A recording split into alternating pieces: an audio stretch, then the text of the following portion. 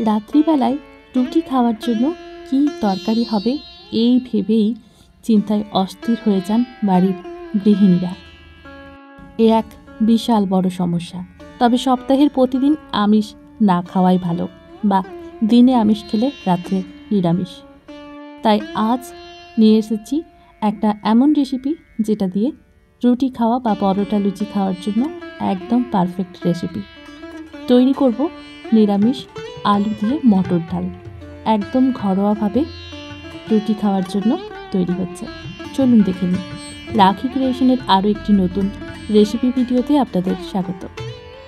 এখানে আমরা আলুটাকে কেটে নিয়েছি, মটর ডালটাকে ভিজিয়ে রেখেছিলাম ঘন্টা দুয়েক। এবার রান্না করার জন্য কড়াইয়ের মধ্যে সর্ষের তেল দিলাম। তেলের মধ্যে দিলাম শুকনো লঙ্কা, তেজপাতা, কাঁচা লঙ্কা ফোড়ন। এরপর দিয়ে দিলাম টমেটো। একটা বেশ বড় সাইজের টমেটো এখানে দেওয়া হয়েছে। এবার সুন্দর করে নাড়াচাড়া করে নিচ্ছি। দিয়ে দিলাম সামান্য পরিমাণে লবণ। এতে টমেটোটা খুব তাড়াতাড়ি নরম হয়ে যাবে। নাড়াচাড়া করে নিয়ে দিয়ে দিলাম আদা বাটা।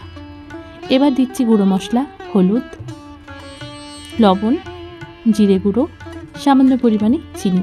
কারণ এটা নিরামিষ রান্না হবে, তাই চিনিটা কিন্তু দেওয়া জরুরি। আর ঝালের জন্য দিয়ে দিলাম একটু লঙ্কার গুঁড়ো। সুন্দর করে নাড়াচাড়া করে মশলাটাকে এবার কষাতে হবে। যেহেতু এখানে শুধুমাত্র আদা বাটার ব্যবহার রয়েছে আর গুঁড়ো মশলা, তাই খুব বেশিক্ষণ লাগবে না মশলাটাকে কষাতে।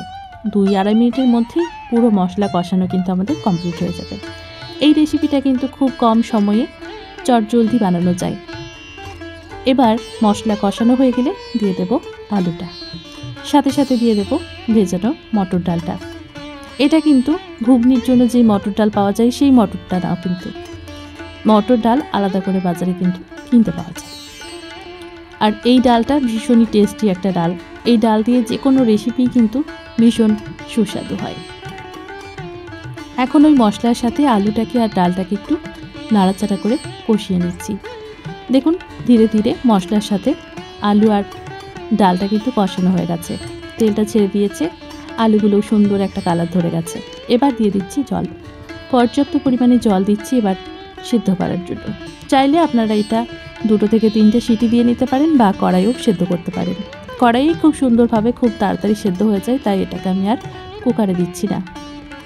ফুটে উঠেছে, আর ফুটে ওঠার পরে দিয়ে দেবো একটা চাপা ঢাকা। গ্যাসের আঁচ মিডিয়ামে রেখে 10 মিনিট রেখে দেবো।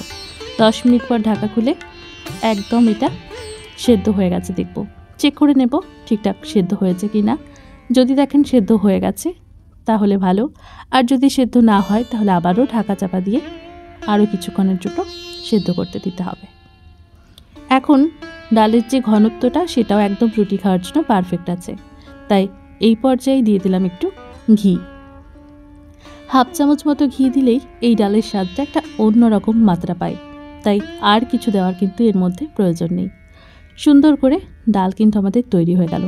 এবার একটু বেশি করেই আটা মেখে রুটিটা 2টো বেশি করে নিন, কারণ আজ 2টো রুটি খাওয়ার জায়গায় 4টে খাবে সবাই।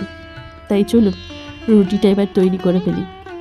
কেমন লাগলো আজকের এই রুটি খাওয়ার জন্য আলু মটরের ডালের রেসিপিটা কমেন্ট করে জানাতে হবে। আর ভালো লাগলে লাইক, কমেন্ট, শেয়ার করে পাশে থাকবেন।